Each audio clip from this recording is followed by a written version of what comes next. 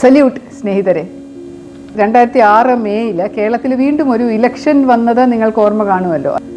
അന്ന് വൻ ഭൂരിപക്ഷത്തോടു കൂടി LDF സർക്കാർ അധികാരത്തിൽ വരികയും ശ്രീ VS അച്യുതാനന്ദൻ സാറിൻ്റെ നേതൃത്വത്തിൽ ഒരു മന്ത്രിസഭ രൂപീകരിക്കുകയും ചെയ്തു. എല്ലാ പോലീസ് ഓഫീസേഴ്സിനെയും അങ്ങോട്ടും ഇങ്ങോട്ടും മാറ്റും. അത് സാധാരണമാണ്. ഒരു പുതിയ സർക്കാർ വന്നു കഴിഞ്ഞാൽ നേരത്തെ ഇരുന്ന ഓഫീസേഴ്സിനെയൊക്കെ മാറ്റി വേറെ അവർക്ക് ഇഷ്ടമുള്ള ഓഫീസേഴ്സിനെ പല നല്ല പോസ്റ്റുകളിലും കൊണ്ടുവരും. പക്ഷെ എന്നെ ആരും തൊട്ടില്ല. കാരണം റബ്ബർ മാർക്കറ്റിംഗ് ഫെഡറേഷൻ MD എന്ന് പറയുന്നത് അത്ര പ്രധാനപ്പെട്ട പോസ്റ്റ് ഒന്നും അല്ലല്ലോ, എവിടെ ഇരുന്നാലും എന്താ. അപ്പോൾ അതുകൊണ്ട് ഞാൻ സ്വസ്ഥമായിട്ട് അവിടെ തന്നെ തുടരുകയായിരുന്നു. ജൂൺ മാസം അവസാനത്തോടു കൂടി ഞാൻ റബ്ബർ മാർക്കിന് വേണ്ടി ഒരു മീറ്റിംഗ് അറ്റൻഡ് ചെയ്യാൻ ഡൽഹിയിൽ പോകാൻ എയർപോർട്ടിൽ, കൊച്ചി എയർപോർട്ടിൽ അവിടെ ലൗഞ്ചിൽ ഞാൻ കാത്തിരിക്കുന്ന സമയം അവിടേക്ക് അന്നത്തെ PWD മിനിസ്റ്റർ ആയിരുന്ന PJ ജോസഫ് സാറ് പോലീസിൻ്റെ അകമ്പടിയോടുകൂടി കയറി വന്നു. അദ്ദേഹത്തെ കണ്ടപ്പോൾ ഞാൻ പോയി വിഷ് ചെയ്തു, ഞങ്ങൾ സംസാരിച്ചു. അപ്പോൾ അദ്ദേഹം എന്നോട് ചോദിച്ചു, എങ്ങനെയുണ്ട് പോലീസ് എക്സ്പീരിയൻസിൽ നിന്ന് മാറി ഒരു പൊതുമേഖലാ സ്ഥാപനത്തിൻ്റെ ഭരണം. അപ്പോൾ ഞാൻ അദ്ദേഹത്തോട് പറഞ്ഞു, സാർ കുറച്ച് കടുപ്പമാണ്, പക്ഷേ എന്നാലും ഒരു വിധം നന്നാക്കി എടുത്തു. പുതിയ കുറേ പദ്ധതികൾ രൂപീകരിച്ചിട്ടുണ്ട്. ഇപ്പം നല്ല ലാഭത്തിൽ ഓടുന്നുണ്ട്. മാസം ഒരു 2 കോടി 3 കോടി അടുപ്പിച്ച് ലാഭം ഞങ്ങൾ ഉണ്ടാക്കുന്നുണ്ട് എന്നൊക്കെ പറഞ്ഞപ്പോൾ അദ്ദേഹത്തിന് സന്തോഷമായി. അപ്പോൾ അദ്ദേഹം പറഞ്ഞു, ഞങ്ങളുടെ ഒരു സ്ഥാപനമുണ്ട് PWDയുടെ കീഴിൽ, roads and bridges development corporation, അതിൻ്റെയും കൂടെ ഒരു സാരഥ്യം ഏറ്റെടുക്കാമോ എന്നോട് ചോദിച്ചു. അപ്പോൾ ഞാൻ പറഞ്ഞു, എന്ത് സ്ഥാപനം, ഞാൻ കേട്ടിട്ടേ ഇല്ല, എന്താണ് സാർ അത് ചെയ്യുന്നതെന്ന് ചോദിച്ചപ്പോൾ അത് വന്നു കഴിഞ്ഞാൽ അറിയാൻ പറ്റുമല്ലോ, നല്ല സ്ഥാപനമാണെങ്കിലും അതൊന്ന് നോക്കി നടത്തിയാൽ നല്ലതായിരിക്കും എന്ന് അദ്ദേഹം പറഞ്ഞു. അപ്പോൾ ഞാൻ പറഞ്ഞു, സാറിന് താല്പര്യം ഉണ്ടെന്നുണ്ടെങ്കിൽ എനിക്ക് കുഴപ്പമില്ല, ഞാൻ ചെയ്തോളാമെന്ന്. ഞാൻ വിചാരിച്ച ഒരു അധിക ചുമതലയായിട്ട് എനിക്ക് കിട്ടാൻ പോവുകയായിരിക്കുമെന്ന്. പക്ഷേ ഉത്തരവ് വന്നപ്പോൾ അതിന് എന്നെ ട്രാൻസ്ഫർ ചെയ്തുകൊണ്ട് RBDCയിലേക്ക് പോസ്റ്റ് ചെയ്യുകയാണ് ചെയ്തത്. സർക്കാർ ഈ തീരുമാനം എടുക്കാനുള്ള കാരണം PJ ജോസഫ് സാറ് മുഖ്യമന്ത്രിക്ക് ഒരു കത്തിൻ്റെ രൂപത്തിൽ എഴുതി കൊടുത്തു, ശ്രീലേഖ എനിക്ക് ആവശ്യമുണ്ട് എന്ന് പറഞ്ഞിട്ട്. അത് മന്ത്രിസഭയിൽ വെച്ച് ചർച്ച ചെയ്തപ്പോൾ 2 മന്ത്രിമാരുടെ കീഴിൽ ഒരു IPS ഓഫീസർ ജോലി ചെയ്യുന്നത് ശരിയാവില്ല, അതുകൊണ്ട് നമുക്ക് റബ്ബർ മാർക്കറ്റിംഗ് ഫെഡറേഷനിൽ വേറെ ആളെ നിയമിക്കാം എന്നുള്ള ധാരണയിൽ എന്നെ അവിടെ നിന്ന് മാറ്റുകയായിരുന്നു. അത് കുറച്ച് പ്രയാസമൊക്കെ ആണെങ്കിലും കുഴപ്പമില്ല. ഞാൻ പോയി അവിടെ RBDCയിൽ ചാർജ് എടുത്തു. റബ്ബർ മാർക്ക് എന്ന് പറയുന്ന വലിയൊരു സ്ഥാപനമായിരുന്നു. ഒരുപാട് കേരള സംസ്ഥാനം മുഴുവൻ ഒരുപാട് ഓഫീസുകളും വളരെയധികം സ്റ്റാഫും വളരെയധികം ഡൈവേഴ്സിഫിക്കേഷൻ ഓഫ് ബിസിനസ്സും. ഞാൻ നേരത്തെ പറഞ്ഞിരുന്നല്ലോ, റൂബക് ബലൂണുണ്ട്, റബ്ബർ മാത്രമല്ല ഉള്ളത്, ഫാക്ടറികളുണ്ട്, കൂടാതെ അതിൻ്റെ റബ്ബർ ഇൻഡസ്ട്രീസ് ഉണ്ട്, പിന്നെ ഫെർട്ടിലൈസേഴ്സ് ചെയ്യുന്നുണ്ടായിരുന്നു. അങ്ങനെ കുറച്ചധികം കൂടുതൽ സ്റ്റാഫ് ഉണ്ടായിരുന്നു. ഒരുപാട് പേരെ കരാർ അടിസ്ഥാനത്തിൽ നിയമിച്ചിരുന്നു. കൺട്രോൾ കുറച്ച് കൂടുതൽ വേണ്ടിയിരുന്നു. പക്ഷേ അതിൽ നിന്ന് വിഭിന്നമായിട്ട് roads and bridges development corporation എന്ന് പറയുന്ന ഒരു കുഞ്ഞു സ്ഥാപനമായിരുന്നു. നാമമാത്രമായ വിരലിൽ എണ്ണാൻ പറ്റുന്ന ഓഫീസേഴ്സ് മാത്രമാണ് സർക്കാർ ഓഫീസേഴ്സായിട്ട് ഉണ്ടായിരുന്നത്. സ്വന്തമായിട്ടൊരു സ്ഥലമോ കെട്ടിടമോ ഒന്നുമില്ല. ഒരു വാടക കെട്ടിടത്തിലാണ് പ്രവർത്തിച്ചിരുന്നത്. പാലാരിവട്ടത്തുള്ള പ്രീതി ബിൽഡിംഗ് എന്ന് പറയുന്ന കെട്ടിടത്തിൻ്റെ 3ാമത്തെ നിലയിലായിരുന്നു അത്. 4ാമത് ടെറസാണ്. അപ്പോൾ ഏറ്റവും മുകളിൽ പടി കയറി എന്നും പോകണം രാവിലെ. ആദ്യത്തെ ദിവസം ഞാൻ അവിടെ പടിയൊക്കെ കയറി മുകളിൽ ചെല്ലുമ്പോൾ ഞാൻ കുറച്ചൊന്ന് അതിശയിച്ചു പോയി. കാരണം വളരെ മോശമായിട്ട് കിടക്കുന്ന ഒരു മുറിയായിരുന്നു MDയുടെ മുറി. ചൂടെന്ന് പറഞ്ഞാൽ സഹിക്കാൻ പറ്റാത്ത ചൂടിൽ വളരെ മോശമായിട്ടുള്ള ഫ്ലോറ്, വാൾസ്, മതിലുകളൊക്കെ അഴുക്ക്, ഫർണിച്ചർ എന്ന് പറയുന്ന ഒന്നുമില്ല. ഒരു കസേര മേശയും 2-3 അഴുക്ക് പൊട്ടിയ കുറേ കസേരകളും ഒക്കെ ഉണ്ട്, അത്രയൊക്കെ ഉള്ളൂ. അപ്പോൾ എനിക്കത് കണ്ടപ്പോൾ കുറച്ച് വിഷമമായി. കാരണം ഒരു ഓഫീസർ എന്നുള്ള നിലയിൽ നമ്മുടെ ജീവിതത്തിൻ്റെ 3/4 ഭാഗത്തിലധികവും ചിലവഴിക്കുന്നത് ഓഫീസുകളിലാണ്. വീടുകളിൽ രാത്രി ഉറങ്ങാൻ വേണ്ടി മാത്രമേ പോകാറുള്ളൂ, ചിലപ്പോൾ ഭക്ഷണം കഴിക്കാൻ ഉച്ചയ്ക്ക് പോകും. പക്ഷേ നമ്മുടെ ഒരു ദിവസത്തിൻ്റെ ഒരു കുറേ മണിക്കൂർ, 10-12 മണിക്കൂറോളം നമ്മൾ ഓഫീസിലിരുന്നാണ് അത് ചിലവഴിക്കുന്നത്. അപ്പോൾ ഇതുപോലൊരു അന്തരീക്ഷമാണെങ്കിൽ ജോലിക്ക് തന്നെ അത് തടസ്സമാവും. ഞാൻ ഫൈനാൻസ് ഓഫീസറെ വിളിച്ചിട്ട് ചോദിച്ചു, നമ്മൾ എന്താ ചെയ്യാൻ പറ്റുന്നത്, ഇതൊന്ന് നന്നാക്കണമല്ലോ, കാരണം ഇത് ഒരു കംഫർട്ടബിളായിട്ട് ജോലി ചെയ്യാനുള്ളൊരു അന്തരീക്ഷം ഇല്ല എന്നുണ്ടെങ്കിൽ ഞാൻ എങ്ങനെ ജോലി ചെയ്യും. അപ്പോൾ അദ്ദേഹം പറഞ്ഞു, ആകെ 5 ലക്ഷം രൂപയെ ബാങ്കിൽ കിടപ്പുള്ളൂ എന്ന്. അപ്പോൾ ഈ പൊതുമേഖലാ സ്ഥാപനങ്ങളുടെ ഫൈനാൻസ് ഡീൽ ചെയ്യുന്നത് ട്രഷറികളല്ല, ബാങ്കുകളാണ്. അങ്ങനെ സ്റ്റേറ്റ് ബാങ്ക് ഓഫ് ഇന്ത്യയുടെ തൊട്ട് താഴെയുള്ള ഒരു ബ്രാഞ്ചിലാണ് RBDCയുടെ അക്കൗണ്ട് ഉള്ളത്. RBDCയുടെ വരുമാനം എന്താണെന്ന് ചോദിച്ചാൽ സർക്കാരിൽ നിന്ന് ഒറ്റ പൈസ കിട്ടൂല, പൊതുമേഖലാ സ്ഥാപനമല്ലേ. അതിൽ നിന്ന് ഇതേവരെ സർക്കാരിൽ നിന്ന് ഒരു ചെറിയ എമൗണ്ട് പോലും കിട്ടിയിട്ടില്ല. കിട്ടുന്ന എമൗണ്ട് മുഴുവൻ സെൻട്രൽ ഗവൺമെൻറ്റിൻ്റെ നാഷണൽ ഹൈവേ അതോറിറ്റി ഓഫ് ഇന്ത്യയുടെയോ അല്ലെങ്കിൽ റെയിൽവേയുടെയോ കയ്യിൽ നിന്നുള്ള കാശ് ചെറുതായിട്ട് കിട്ടും. കൂടാതെ നമ്മൾ കണ്ടുപിടിക്കണം, കാശ് പലയിടത്തുനിന്ന് ലോൺ എടുത്തും സ്വയമായിട്ട് റേസ് ചെയ്യണം. അതായിരുന്നു അതിൻ്റെ മെമ്മോറാൻഡം ഓഫ് അഗ്രിമെൻറ്റിൽ പറഞ്ഞിട്ടുള്ള കാര്യം. അപ്പോൾ ഈ roads and bridges development corporation ചെയ്യുന്നത് റെയിൽവേ ഓവർ ബ്രിഡ്ജുകൾ, റെയിൽവേ മേൽപ്പാലങ്ങൾ പണിയുക എന്നുള്ളതാണ്. മറ്റേത് റോഡുകൾ പണിയാനും ബാക്കി കാര്യങ്ങൾ ചെയ്യാനും ഒക്കെ PWDയുടെ പല പല വിങ്ങുകളുണ്ട്. റെയിൽവേ മേൽപ്പാലങ്ങൾ നേരത്തെ PWD ചെയ്തിരുന്നത് അതെല്ലാത്തിനും കൂടെ കാശില്ലാത്തത് കൊണ്ട് ഒരു പൊതുമേഖലാ സ്ഥാപനം ഉണ്ടാക്കി അവർ റെയിൽവേയുമായിട്ട് കോറിലേറ്റ് ചെയ്ത് ലോണ് റേസ് ചെയ്തിട്ട് ചെയ്യട്ടെ എന്നുള്ള മട്ടിലാണ് ഈ പൊതുമേഖലാ സ്ഥാപനം തുടങ്ങിയിരുന്നത്. ഞാനവിടെ ചെന്ന് ചാർജ് എടുക്കുമ്പോൾ ഒരു 4-5 റെയിൽവേ മേൽപ്പാലങ്ങൾ കെട്ടിക്കഴിഞ്ഞിട്ടുണ്ട്. ഇതിൻ്റെ പൈസ ഉണ്ടാക്കുന്നത് സ്ഥാപനങ്ങൾ, ബാങ്കുകളിൽ നിന്ന് ലോൺ എടുക്കണം. കാരണം മേൽപ്പാലം കെട്ടാനായിട്ടുള്ള റെയിൽവേ പാളത്തിന് തൊട്ട് മുകളിലുള്ള സ്ഥലത്തുള്ള പാലം കെട്ടാൻ വേണ്ടി മാത്രമേ റെയിൽവേയും ഒക്കെ പൈസ തരുള്ളൂ. നാഷണൽ ഹൈവേയിൽ നിന്ന് കാശ് കിട്ടുന്ന വളരെ വിരളമായിട്ടായിരുന്നു. നമുക്ക് റോഡ്സ് ആൻഡ് ബ്രിഡ്ജസ് അതോറിറ്റിക്ക് വേണ്ടത് ഈ 2 സ്ഥലത്തുമുള്ള ആക്സസ് റോഡ് ഉണ്ടാക്കണം. അവിടെ സ്ഥലം ഏറ്റെടുക്കണം. ഇപ്പം ജനങ്ങളുടെ സ്ഥലം ഉണ്ടാവും, ചിലപ്പം പുറംപോക്ക് സ്ഥലം ഉണ്ടാവും, ചിലപ്പോൾ മറ്റ് സ്ഥാപനങ്ങളുടെ സ്ഥലം ഉണ്ടാവും. അങ്ങനെ സ്ഥലം ഏറ്റെടുത്താൽ മാത്രമേ നമുക്ക് 2 പാലത്തിലോട്ടുമുള്ള റോഡ് ഉണ്ടാക്കാൻ പറ്റുള്ളൂ. സ്ഥലം വേണമല്ലോ. പിന്നെ അതുപോലെ റോഡ് പണിക്കും പൈസ വേണ്ടേ. അപ്പോൾ ഈ റോഡ് പണി, പാലം പണിയൊക്കെ ചെയ്യുന്നത് വിവിധ കോൺട്രാക്ടർമാരാണ്. ഗവൺമെൻറ് അപ്രൂവ്ഡ് അംഗീകൃത കോൺട്രാക്ടർമാരാണ് ചെയ്യുന്നത്. അവർ ടെൻഡർ വിളിച്ച് എടുത്ത് പണി ചെയ്യിക്കും. പക്ഷേ RPDCക്ക് ഒരു സംഘം എഞ്ചിനീയേഴ്സ് ഉണ്ട്. എഞ്ചിനീയേഴ്സിനെ പോലും നമ്മൾ ടെമ്പററി കരാർ അടിസ്ഥാനത്തിൽ എടുത്തിരിക്കുന്ന ആൾക്കാരാണ്. ഇവരുടെ സൂപ്പർവിഷനിലാണ് പാലം പണി നടക്കുന്നത്. അപ്പം ഇങ്ങനെയുള്ള ഒരു പാലം പണിത് കഴിഞ്ഞാൽ ബാങ്കിൽ നിന്നെടുത്ത ലോൺ തിരിച്ചടയ്ക്കുന്നത് ടോൾ കളക്ട് ചെയ്താൽ മാത്രമേ സാധ്യമാവുള്ളൂ. അപ്പോൾ പാലം പണിയുക, നമ്മുടെ ചിലവ് എത്രയാണെന്ന് കണക്ക് കൂട്ടുക, അതനുസരിച്ച് എത്ര വർഷത്തേക്കുള്ള ടോള് പിരിക്കണമെന്ന് തീരുമാനിക്കുക. അങ്ങനെ ടോൾ വെച്ച് പിരിച്ചുകൊണ്ട് ബാങ്കിൻ്റെ കടം തിരിച്ചടയ്ക്കുക. ഇതാണ് അവർ ചെയ്യാനായിട്ടുള്ള ഉദ്ദേശം. പക്ഷേ നിർഭാഗ്യവശാൽ അതിൽ ഒരു പാലത്തിൽ നിന്ന് മാത്രമാണ് ടോള് കണക്ട് ചെയ്തിരുന്നത്. ഇരുമ്പലത്തുള്ള റെയിൽവേ മേൽപ്പാലത്തിൽ നിന്ന് മാത്രമാണ് ടോള് കളക്ട് ചെയ്തിരുന്ന ആ സമയത്ത്. ബാക്കി പാലങ്ങളെല്ലാം പല പല കാരണങ്ങൾ കൊണ്ട് പൊതുജനത്തിന് തുറന്നു കൊടുക്കുകയായിരുന്നു. അതിൽ ഒന്നാമത്തെ ഈ പൊതുജന പ്രക്ഷോഭം തന്നെയാണ്. ജനങ്ങൾ ഒരുപാട് പ്രതിഷേധിക്കും. പുതിയതായിട്ടൊരു പാലം കേട്ട് ഞങ്ങളെ ഇത്രയും കഷ്ടപ്പെടുത്തി, ഇനിയിപ്പോൾ ഞങ്ങൾ ടോളും കൊടുക്കണോ എന്ന് ചോദിച്ചാൽ അവർ പ്രതിഷേധിക്കും. സർക്കാരിൻ്റെ കാശ് വെച്ച് ചെയ്താൽ എന്താ എന്നൊക്കെ ചോദിക്കും. അപ്പം അങ്ങനെ പ്രതിഷേധം വലുതായിട്ട് കനക്കുമ്പോൾ ഗവൺമെൻറ് തന്നെ അയയും. എന്നിട്ട് പറയും നിങ്ങൾ ടോള് പിരിക്കേണ്ട എന്ന് പറയും. അപ്പോൾ MPമാർ പറയും ശരി, മന്ത്രി പറയുന്നതല്ലേ, CM പറയുന്നതല്ലേ, ഗവൺമെൻറ് പറയുന്നതല്ലേ, ടോള് പിരിക്കേണ്ട എന്ന് പറഞ്ഞ് നിർത്തും. പക്ഷേ ബാങ്കുകൾക്ക് തിരിച്ച് ലോൺ അടയ്ക്കേണ്ട ഒരു സാഹചര്യം വരുമ്പോൾ ഗവൺമെൻറ്റിൽ നിന്ന് ടോൾ പിരിച്ചോ എന്ന് പറഞ്ഞ് ഉത്തരവ് കിട്ടിക്കഴിഞ്ഞാലും ചിലപ്പോൾ അത് ഹൈക്കോടതിയിൽ നിന്നോ മറ്റു കോടതികളിൽ നിന്നോ ഒക്കെ സ്റ്റേ കിട്ടും. അപ്പോൾ അങ്ങനെ സ്റ്റേ ചെയ്ത് ടോൾ പിരിവ് ചെയ്യാൻ പാടില്ല എന്ന് പറഞ്ഞ് സ്റ്റേ ചെയ്ത് കിടക്കുന്ന ഉത്തരവുകളുണ്ടായിരുന്നു. ഗവൺമെൻറ് തന്നെ പിരിക്കേണ്ട എന്ന് പറഞ്ഞ് ഇറക്കിയ ഉത്തരവുണ്ടായിരുന്നു. അങ്ങനെ ഒരൊറ്റ പാലത്തിൽ നിന്ന് കിട്ടുന്ന ഒരു 15-20 ലക്ഷം രൂപ അത് വെച്ചിട്ടാണ് റോഡ്സ് ആൻഡ് ബ്രിഡ്ജസ് ഡെവലപ്മെൻറ്റ് കോർപ്പറേഷൻ്റെ ചിലവുകളെല്ലാം മാസാമാസം നടത്തിക്കൊണ്ട് പോയിരുന്നത്. അത് ശമ്പളത്തിന് കഷ്ടിച്ച് തികയും. വാടക നല്ലൊരു എമൗണ്ട് ഉണ്ട്. ബാക്കി ഓവർ ഹെഡ്സ് ഉണ്ട്. അതായത് കമ്പ്യൂട്ടറിൻ്റെ കാര്യങ്ങൾ ചെയ്യണം, പേപ്പർ വാങ്ങണം, പടം വരയ്ക്കാനുള്ള സാധനം വാങ്ങണം, ടെമ്പററി ആൾക്കാർക്ക് കൊടുക്കണം, കോൺട്രാക്ടേഴ്സിനുള്ള ഫീസ് കൊടുക്കണം. അങ്ങനെ ഒരുപാട് ചിലവുകളുള്ളപ്പോൾ അവിടെ എടുക്കാൻ കാശില്ല. അപ്പോൾ അതുകൊണ്ടാണ് ഈ അത്രയ്ക്ക് സ്ഥാപനം ഇങ്ങനെ പൊട്ടിപ്പോയത്. കൂടാതെ IDBI എന്ന് പറയുന്ന ഒരു ബാങ്കിൽ നിന്ന് എടുത്തിട്ടുള്ള ലോൺ ഒരു 100 കോടി രൂപ എങ്ങാണ്ട് അത് ഭയങ്കരമായിട്ട് കൂടി, തിരിച്ചടവില്ലാത്തത് കൊണ്ട് കൂടി 140 കോടിയോളം അടുപ്പിച്ചായിട്ട് അവർ കമ്പനിയെ ബ്ലാക്ക് ലിസ്റ്റ് ചെയ്തു. ഒരു കരിമ്പട്ടികയിൽപ്പെടുത്തി. അപ്പോൾ ആ കരിമ്പട്ടികയിൽപ്പെട്ട ഒരു പൊതുമേഖലാ സ്ഥാപനത്തിന് മറ്റ് ബാങ്കുകൾ ആരും ലോൺ കൊടുക്കില്ല. അപ്പോൾ അതുകൊണ്ട് ഒരു ബാങ്കും നമുക്ക് ലോൺ തരാൻ തയ്യാറായിരുന്നില്ല.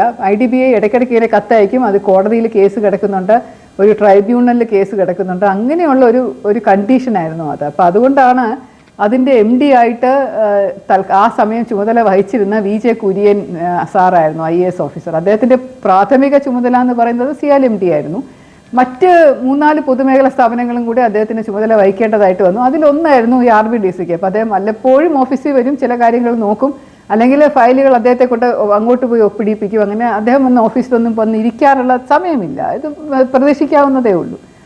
ആ ഓഫീസ് എനിക്ക് നന്നാക്കി എടുക്കാതെ അതിനകത്തോട്ട് പോകാൻ പറ്റാത്ത ഒരവസ്ഥ വന്നപ്പോൾ ഞാൻ 5 ലക്ഷം രൂപയെങ്കിൽ 5 ലക്ഷം, അതിൽ നിന്ന് 2 ലക്ഷം രൂപ ഞാൻ തൽക്കാലം എടുക്കുകയാണ്. ശമ്പളം വൈകിയാലും കുഴപ്പമില്ല, എൻ്റെ ശമ്പളം നിങ്ങൾ പിടിച്ചോ എന്ന് പറഞ്ഞുകൊണ്ട് ഞാൻ ആ 2 ലക്ഷം രൂപ കൊണ്ട് ഓഫീസ് നന്നാക്കിയെടുത്തു. ഒന്ന് ശകലം വൃത്തിയാക്കിയെടുത്തു. കാരണം ഒരുപാട് ആൾക്കാരെ വിളിച്ച് മീറ്റിംഗ് നടത്താനുള്ള സ്ഥലമാണ്.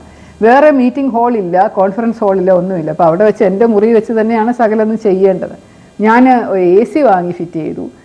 മുറി ഒന്ന് പെയിൻ്റ് അടിച്ചു, താഴെ ഒരു കാർപ്പറ്റ് വാങ്ങിച്ചിട്ടു. കാരണം ഫ്ലോർ അത്ര മോശമായിരുന്നു. കാർപ്പറ്റ് സാധാരണ കയറിൻ്റെ കാർപ്പറ്റ് വാങ്ങിച്ചിട്ടു.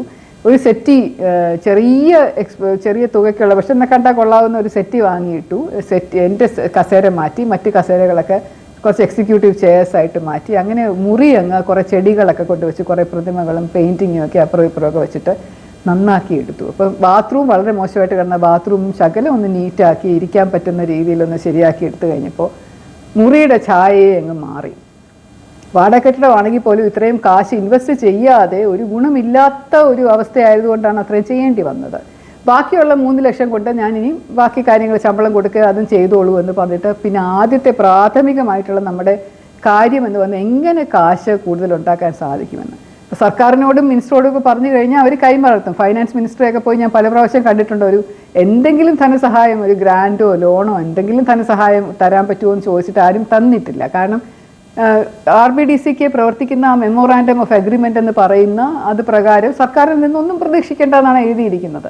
അപ്പോൾ അതുകൊണ്ട് ഒരുപാട് കടമ്പകൾ കടക്കാനായിട്ടുണ്ടായിരുന്നു. അപ്പോൾ ഫയലുകളെല്ലാം ഓരോന്നോരോന്നായിട്ട് എടുത്ത് നോക്കിയപ്പോൾ മനസ്സിലായത് ഒരു സ്ഥലം സ്വന്തമായിട്ട് തരാം എന്ന് പറഞ്ഞ് കാക്കനാടുള്ള ഒരു 1.5 ഏക്കർ സ്ഥലം RBDCക്ക് തരാൻ വേണ്ടി ഒരു ഫയൽ അവിടെ ഉണ്ട്. പക്ഷേ ഗവൺമെൻറ് ഓർഡർ വന്നിട്ടില്ല. അതിനകത്ത് കുറച്ച് പ്രശ്നങ്ങളുണ്ടായിരുന്നു. അപ്പോൾ ഞാൻ തിരുവനന്തപുരത്ത് RBDCക്ക് ഒരു ചെറിയ ഓഫീസ്, നാമമാത്രമായ ഒരു ഓഫീസ് ഒരു കെട്ടിടത്തിൽ പ്രവർത്തിക്കുന്നത് പുനരുജ്ജീവിപ്പിച്ചെടുത്ത് അവിടെ 2-3 സ്റ്റാഫിനെ ഞാൻ പോസ്റ്റ് ചെയ്ത് അവരെ കൊണ്ട് ഞാൻ നിരന്തരം സെക്രട്ടേറിയറ്റ് വിട്ടിട്ട് അത് ഓർഡർ വാങ്ങിച്ചെടുക്കുകയായിരുന്നു ആദ്യം ചെയ്തത്. കാരണം ഒരു സ്ഥലം നമ്മുടെ കയ്യിലുണ്ട് എന്നുണ്ടെങ്കിൽ അത് വെച്ച് നമുക്ക് റവന്യൂ ജനറേറ്റ് ചെയ്യാൻ സാധിക്കും.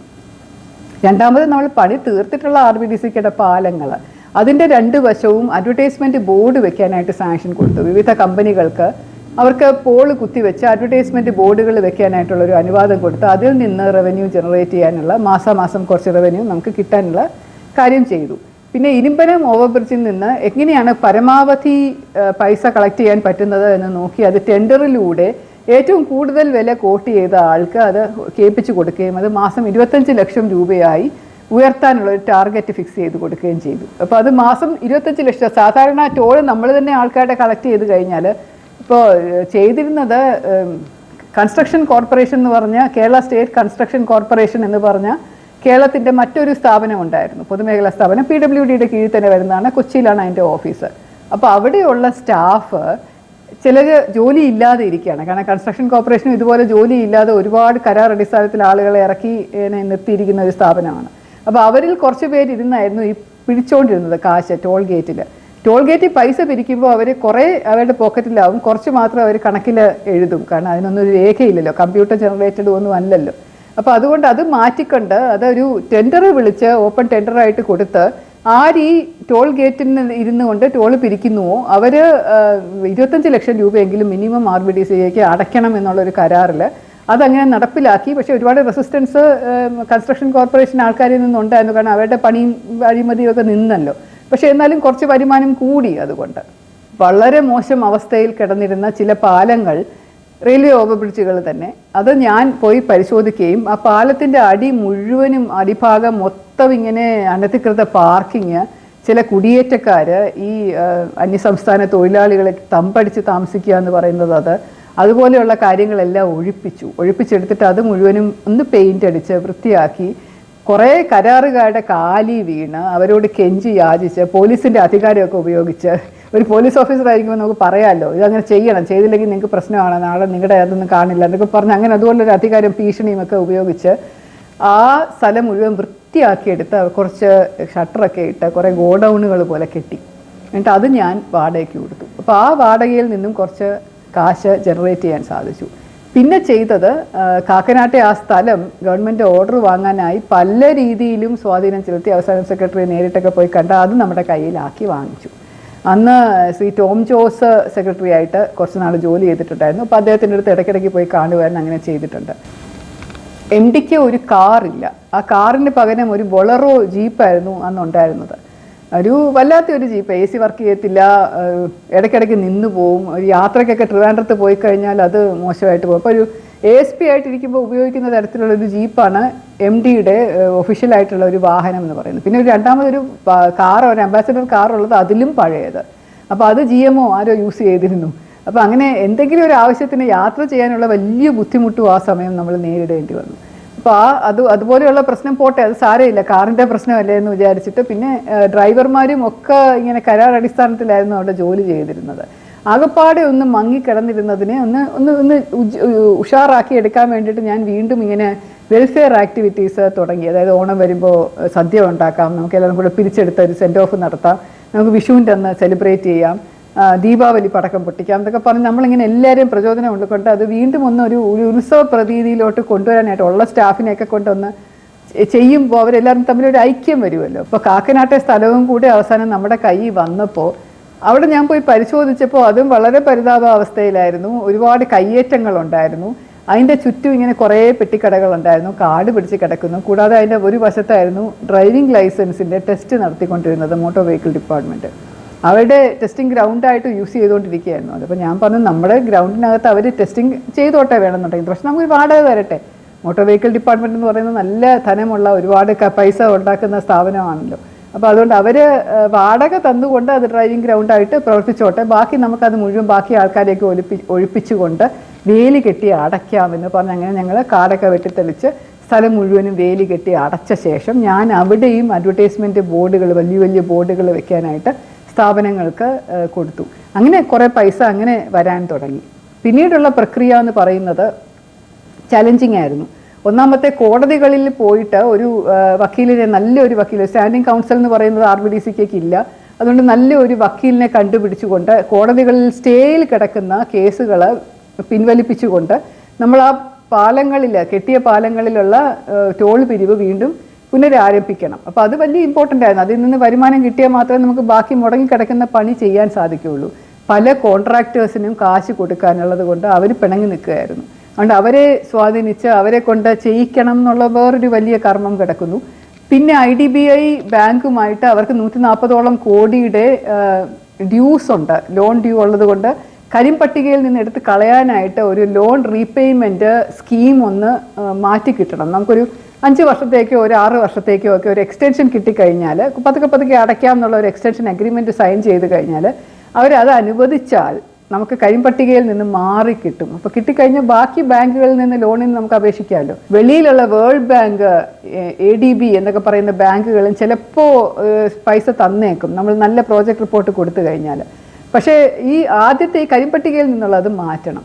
പിന്നെ വേറൊരു ഫയലിനകത്ത് ഞാൻ കണ്ടു, റെയിൽവേയിൽ നിന്ന് കുറച്ച് ഫണ്ട് മുടങ്ങിക്കിടക്കുന്നുണ്ട് പല കാരണങ്ങൾ കൊണ്ട്. അതായത് വർക്ക് ശരിയായില്ല, അവിടെ ചെറിയ ഗ്യാപ്പ് ഉണ്ട്, അല്ലെങ്കിൽ അതിനകത്ത് ഉള്ള പാലത്തിൻ്റെ എന്തോ ഒരു കമ്പിയുടെ വിട്ട് ശരിയല്ല എന്നൊക്കെ പറഞ്ഞ് അവരുടെ എഞ്ചിനീയേഴ്സ് കൊടുത്ത ഒബ്ജക്ഷൻ്റെ പുറത്ത് കുറച്ചധികം പൈസ, ഒരു 60-70 ലക്ഷം രൂപയോളം ഒരു പാലത്തിന് വേണ്ടിയിട്ട് ഇങ്ങനെ പെൻഡിങ് കഴിച്ചിട്ടുണ്ട്. അവർ തന്നിട്ടില്ല, പൂർണ്ണമായിട്ട് റിലീസ് ചെയ്തിട്ടില്ല. അപ്പോൾ അതിന് വേണ്ടിയത് ഡൽഹിയിൽ പോയി, നമ്മുടെ അന്ന് ലാലു പ്രസാദ് യാദവ് ആയിരുന്നു റെയിൽവേ മിനിസ്റ്റർ. അപ്പോൾ അദ്ദേഹത്തെ നേരിട്ട് കാണാൻ പറ്റിയില്ലെങ്കിലും അദ്ദേഹത്തിൻ്റെ ഒരു PS ഉണ്ടായിരുന്നു, അദ്ദേഹത്തിൻ്റെ സെക്രട്ടറി ഉണ്ടായിരുന്നു, ഒരു സുധീർ കുമാർ എന്ന് പറഞ്ഞൊരു ഓഫീസർ ഉണ്ടായിരുന്നു.